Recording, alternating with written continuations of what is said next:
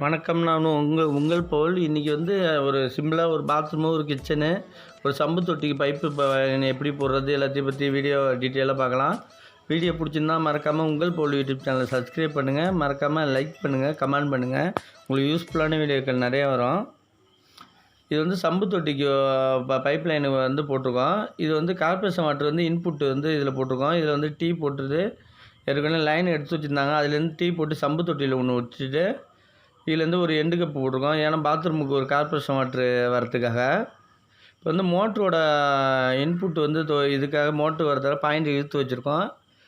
அதில் கனெக்ஷன் கொடுக்கறதுக்காக இங்கே மோட்ரு சுவிட்ச் வச்சுருக்கோம். இதுகிட்ட மோட்ரு வைக்கிறதுக்காக இங்கே வாஷிங் மிஷினுக்காக 1.5 பைப்பையும் தள்ளி விட்டு எண்டு கப்பு போட்டிருக்கோம். ஏன்னா இதெல்லாம் தர போட்டுருவாங்க ஃபுல்லாக. நம்ம மோட்ருனால் இனிமேல் அவுட்டரில் நம்ம செட் பண்ணிக்கலாம். வாஷிங் மிஷினுக்கு நம்ம அவுட்டரில் அடிச்சுக்கலாம். நம்ம ஒயரிங் ஒர்க்கு தான் நடக்குது. அது தனித்தனி வீடியோவாக போடுறேன் நான். இது கிச்சனில் ஒரு கார்பரேஷன் வாட்ரு ஒன்று plus RO water plus kitchen tank water கேட்டிருக்காங்க. அது வேஸ்ட் வாட்டருக்கு தான் பைப் லைன் உடச்சாச்சு ஃபுல்லாக. நம்ம அதுக்கு சென்ட்ரு பண்ணி மார்க் பண்ணி எல்லாத்தையும் உடச்சாச்சு. இது ஹைட்டு நம்ம 7 இன்ச்சுக்கிட்ட வச்சா கரெக்டாக 6 இன்ச்சில் நிற்கும். இது பக்கத்துக்கு ஒரு 4 இன்ச்சு வச்சா கரெக்டாக இருக்கும். இப்போ கிச்சனில் பைப் லைன் போட்ட பிறகு காட்டுறேன். இந்தியன் பேசன் ஏற்கனவே இருந்துச்சு, டேப்பு தான் இல்லாமல் இருந்துச்சு. இங்கே இந்தியன் பேசனுக்கு ஒரு பைப் லைனு, இதில் ஜம்பர் போட்டு அனுப்பியாச்சு. இதில் ஒரு ஸ்டெப்பு இருக்கிறதுனால ஒரு 3 எல்போ போட்டு திருப்பிக்கிட்டோம். இதில் ஒரு டீ போட்டு இதில் ஒரு ஹீட்டருக்கு ஒரு இன்புட் வாட்ரு அந்த சைடை கொண்டு கரெக்டாக நம்ம குளிக்கிறதுக்கு ஒரு டேப்பு வச்சுட்டு ப்ளஸ் இங்கே வாட்டம் வச்சுருக்காங்க. நம்ம அந்த வாட்டத்தை மாற்றிப்போம். இதில் ஒரு டேப் வச்சுட்டு ஷவர் வால் வச்சாச்சு.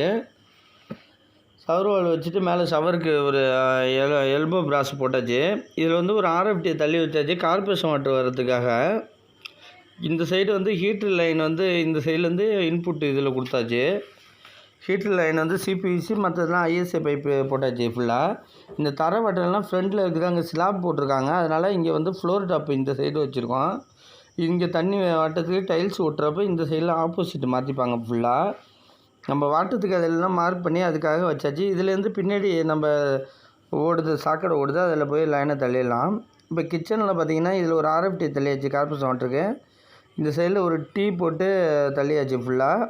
ஆர்ஓக்கு ஒன்று ப்ளஸ்ஸு சிங்கு ஒன்று கிச்சன் வாட்டர் அது டேங்க் வாட்டரில் வரும்.